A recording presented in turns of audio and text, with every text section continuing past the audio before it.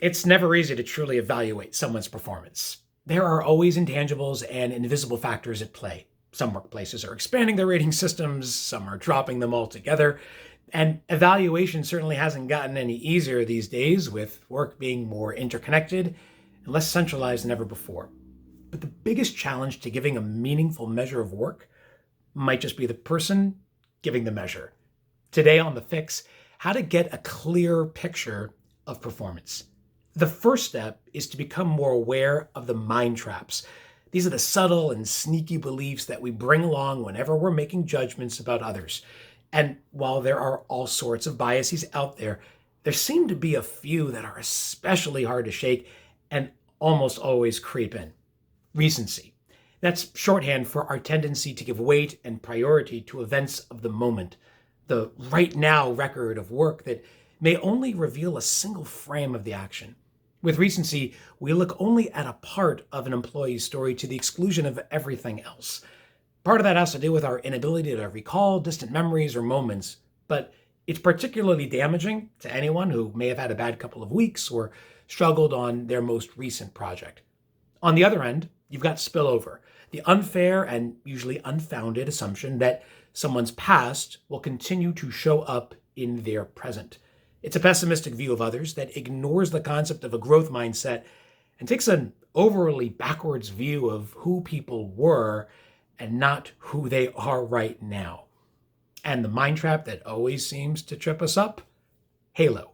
The glass is always full, rose-colored view of people who may look or think or do the same as us, leading to preferential treatment, better opportunities, and an overly positive assessment of the work they do. We can't avoid these traps altogether. That's simply not possible. But we can make ourselves more aware of what's happening and make sure we aren't stuck in them for so long. Here's a few tips out. Number one, become a learn-it-all. Instead of presuming to know everything about another person, ask questions to broaden your understanding. We touched on this back on episode 6 with some ways to turn feedback into a conversation. So check that out for the kinds of questions that can make an impact. When we act like learn-it-alls instead of know-it-alls, that combination of humility and curiosity can bring new insights and stronger relationships. Number 2, acknowledge your gaps. Being open with others about your preconceived ideas can not only disarm and diffuse a potentially heated conversation, but it also shows that you're aware of your own limitations. It's an immediate trust builder between you and that other person, which shifts the whole tone and trajectory of the conversation. And finally, number 3, widen the loop. If you can't trust your own assessment of others, ask others to assess themselves. Every few weeks or at the end of a project, invite your team to write their own evaluations. I encourage my clients to use a simple matrix that's broken into 2 columns: do over and do again. Simple, straightforward. Employees find the exercise refreshing since it gives them opportunities to reflect and reframe, and managers are surprised by the insights it provides.